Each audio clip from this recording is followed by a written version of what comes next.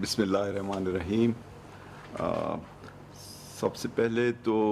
میں آپ کا رپورٹر صاحبان کا شکر گزار ہوں کہ آپ یہاں آئے ہیں اور آپ کے توسط سے ہم پاکستان کی پبلک کے ساتھ بات کرنا چاہتے ہیں اور یہ بتانا چاہتے ہیں کہ ہماری معیشت کہاں کھڑی ہے اور اس میں کون سی ایسی چیزیں ابھر رہی ہیں جس سے استحکام پیدا ہو رہا ہے اور کس انداز میں جو معیشت میں بہتری آ رہی ہے اس کے فوائد عام لوگوں تک پہنچا جانے کی کوشش ہو رہی ہے۔ دیکھیں، یہ سب جانتے ہیں کہ جب یہ حکومت آئی تو ایک بحرانی کیفیت تھی معیشت میں، اور اس کی جو ہے سب سے بڑی جو ایک پروف ہے کہ ہمیں آئی ایم ایف کے پاس جانا پڑا، اور آئی ایم ایف کے پاس جانے کے لیے حکومت اس وقت مجبور ہوتی ہے جب ایک بحرانی کیفیت ہو۔ تو اس وقت سے کوشش یہ رہی کہ ہم اس بحران سے نکلیں، اور کرونا وائرس سے پہلے ہم ایک استحکام کی جانب پہنچ گئے۔ ٹیکسز میں 17% اضافہ ہوا، ایکسپینڈیچر کو کم کیا گیا، پرائمری بیلنس جو کہ آپ کی آمدنی اور اخراجات میں فرق ہے اس کو سرپلس یعنی پازیٹیو کیا گیا، اور ایکسپورٹس بڑھائی گئیں، ہر طرح کی مراعات دی گئیں بزنس کمیونٹی کو تاکہ امپلائمنٹ یعنی روزگار کے مواقع بڑھیں، اور جو ہمارے ڈس ایڈوانٹیج یعنی کمزور طبقے تھے ان کے لیے تاریخی پیکیجز دیے گئے۔ اب جب کرونا وائرس آیا تو قدرتی بات ہے معیشت کو دھچکا لگا، لیکن ساری دنیا سراہ رہی ہے کہ پاکستان نے کرونا وائرس سے جس انداز میں نپٹا اور کوئی 1240 ارب کا ایک اکنامک سٹیمولس کا پیکیج دیا، جس کا بنیادی مقصد یہ تھا کہ لوگوں کو جو بزنس کمیونٹی ہے ان کے بجلی کے بل دیے گئے، جو ان کی جاب کریشن کے لیے ان کو سستے داموں پہ لونز دیے گئے، جو ان کے قرضے ڈیو تھے ان کو مؤخر کیا گیا، جو بجلی کی پیمنٹس ڈیو تھی وہ مؤخر کی گئیں، اور اس طرح کی تمام سہولیات دی گئیں، اور ساتھ ہی ساتھ ایک بہت بڑا گندم کی پروکیورمنٹ کا پیکیج دیا گیا، اور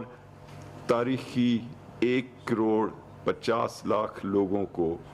کیش دیا گیا۔ تو ساری دنیا نے دیکھا کہ ایک بہت ہی اچھے انداز میں، بہت ہی شفاف انداز میں، اور خصوصی طور پر خواتین کو پریفرنس دے کر یہ پاکستان کے ہر شہر اور قصبے اور گاؤں میں یہ دیا گیا، اور ان تمام وجوہات کی بنا پر ہم لوگ کرونا وائرس کے اس پہلے جو راؤنڈ سے ایک انداز میں نکلے۔ اب میں آپ کو یہ بتانا چاہ رہا ہوں کہ اس وقت ہم کہاں کھڑے ہیں۔ پہلی چیز یہ ہے کہ جو ہماری باہر کی یعنی بیرونی جو ہماری اکانومی ہے اس میں بہت بہتری ہوئی ہے۔ جب یہ حکومت آئی تو کرنٹ اکاؤنٹ ڈیفیسٹ جو بتاتا ہے کہ آپ کی ڈالرز کی سچویشن کیا ہے ملک میں، وہ ایک تاریخی حد کے اوپر 20 ارب ڈالر تھا، اس کو گرا کر 3 ارب ڈالر کیا گیا پہلے 2 سال میں، اور اس وقت وہ سرپلس ہو چکا ہے، یعنی 792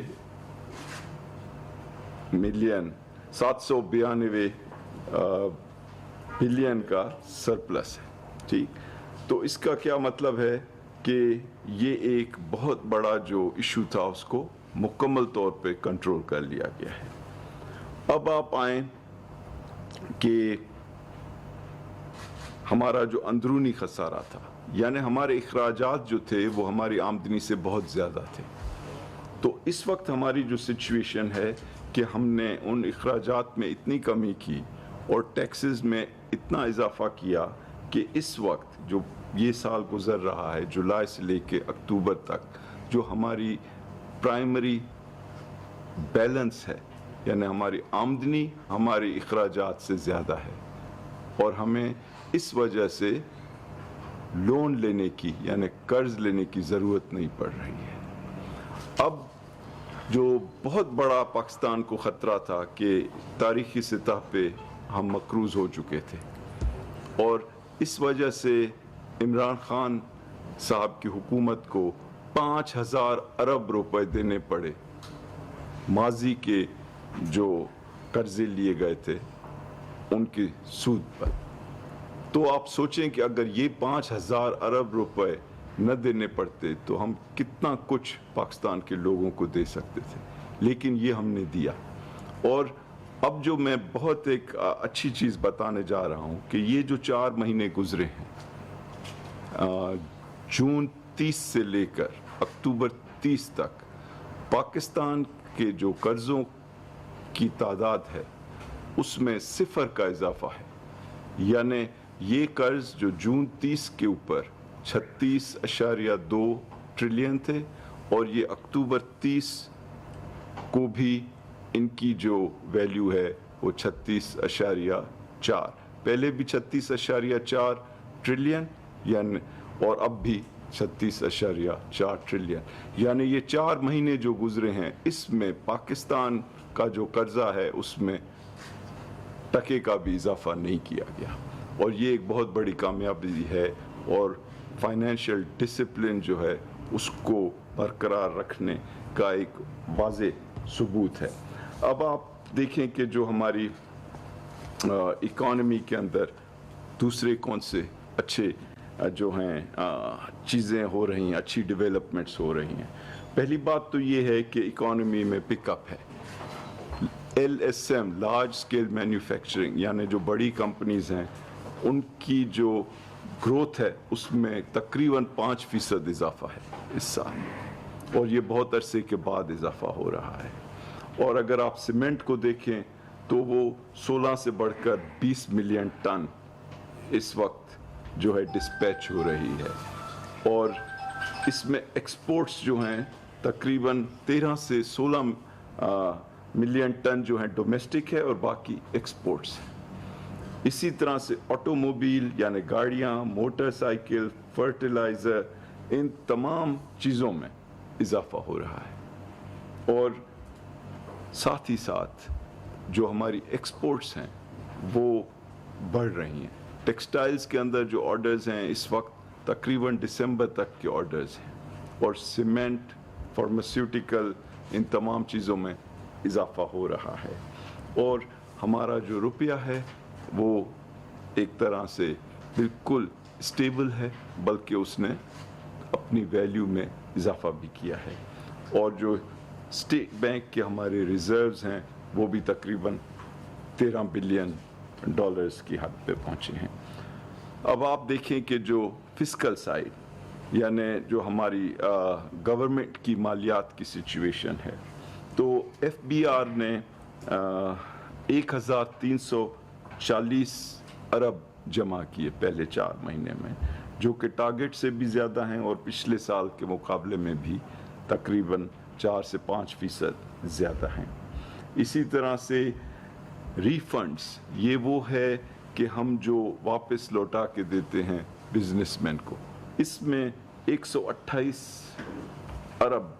वापस किए गए हैं इन 4 महीने में, जो पिछले साल के मुकाबले में 100% से भी ज़्यादा है। पिछले साल तकरीबन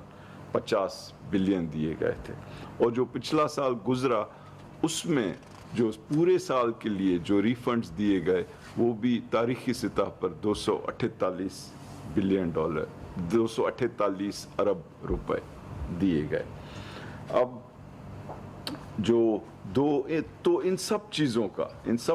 का कि एक जानिब बैरूनी जो इकॉनमी है उसमें इस्तेहकाम, डॉलर में इस्तेहकाम, दूसरी जानिब जो अंदरूनी इकॉनमी है उसमें ज़बरदस्त अखराजात में कमी,